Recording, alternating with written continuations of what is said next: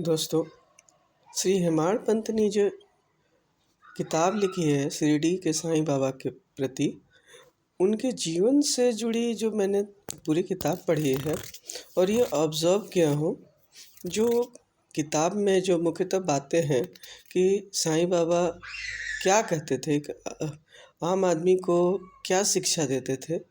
पहले तो मैं उनका पहला था पॉइंट जो मैं समझाऊँ वो है कि आप एक दूसरे से भेदभाव ना कीजिए, पहला। दूसरा चीज़ कि कभी भी किसी की बुराई नहीं कीजिए। एक एक चैप्टर में वो कहते हैं कि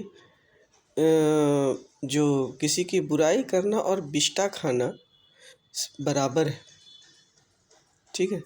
तो तीसरी बात वो कहते हैं कि भूखे रह कर के पूजा नहीं की जा सकती है। मतलब आप पूजा का कोई निर्धारित समय ना बनाइए। आप भोजन करके भी पूजा कर सकते हैं, बशर्ते कि आपका मन उनके प्रति समर्पण होना चाहिए।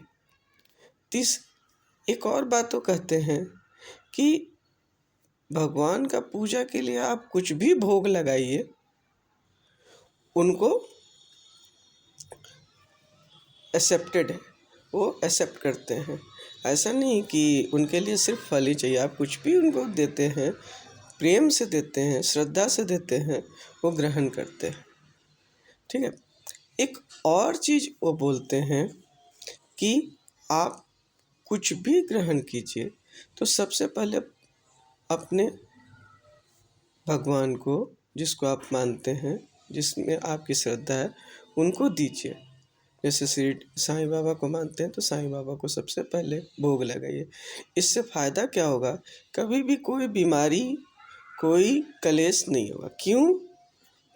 क्योंकि जैसे ही आप पहला भोग साईं बाबा को लगाओगे, उसमें जो भी नकारात्मक चीज़ है साईं बाबा हर लेंगे, और उसके बाद जब आप खाओगे तो साक्षात प्रसाद के रूप में हो जाता है और आपको फ़ायदा देगा, नुकसान कभी नहीं दे सकता।